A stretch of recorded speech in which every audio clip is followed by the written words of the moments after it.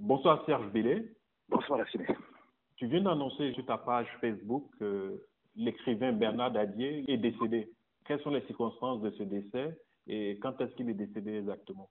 Disons que Bernard Dadier, c'est la famille, puisque ma mère est la cousine de sa femme qui nous a quittés, vous le savez. Et donc je sais que depuis quelque temps, il était très malade. Je suis moi-même passé à la maison quand j'étais à Abidjan récemment et je sais que mes cousines, ses filles, veillent sur lui jour et nuit, notamment l'une d'entre elles qui est médecin. Et donc aujourd'hui, un de mes cousins m'a envoyé un message pour me dire que voilà qu'il était parti et qui disait très très précisément je t'annonce, j'ai la douleur de t'annoncer donc le retour au père de notre papa Bernard Dadier et donc ça s'est passé tout ça vers 14 heures temps universel. Voilà. Donc c'est toujours triste d'apprendre la nouvelle de quelqu'un qui nous quitte, mais c'est encore plus triste quand c'est quelqu'un auquel on se sent attaché.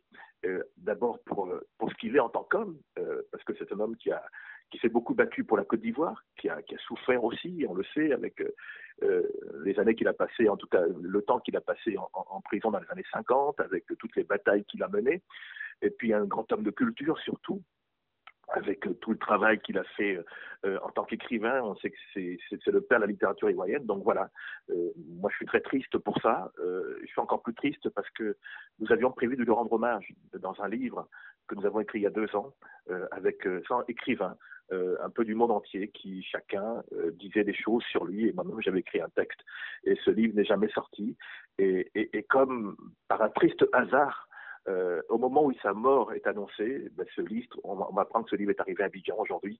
Donc vous voyez, c'est une conjonction de choses qui sont terribles, mais ça fait partie de la vie. En tout cas, un hommage lui sera rendu non seulement bien sûr par la nation, ça je l'imagine très clairement, mais aussi par les écrivains que nous sommes à travers donc, ce livre. Qu'est-ce que le journaliste, l'homme de culture retient justement de Bernard Dadier? Paradoxalement, moi, en tant que journaliste, c'est plutôt le combattant qui me frappe. C'est l'homme qui a bravé l'ordre colonial, qui a bravé aussi à un moment donné Houphouët-Boigny, puisqu'ils n'ont pas toujours été d'accord. Même s'il a servi en tant que ministre dans le gouvernement, il a eu des moments où il n'était pas d'accord, il l'a dit. Et c'est ce courage-là qui m'anime, parce que c'est ce courage-là qui nous inspire.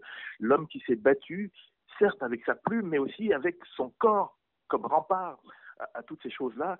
Et ça reste pour moi donc un formidable, comment dire, un enseignement.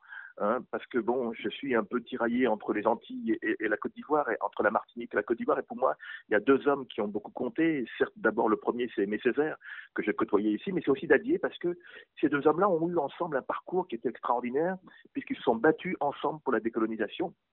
Et comme par hasard, je me retrouve justement entre ces 2 hommes-là et je suis très content et très fier justement de savoir qu'un grand Ivoirien comme lui a eu à marquer l'empreinte de ce pays. Peut-être qu'on ne le réalise pas encore à quel point il était grand, à marquer l'empreinte de ce pays et comment est-ce qu'il va inspirer, comment il inspire encore aujourd'hui des jeunes auteurs comme nous.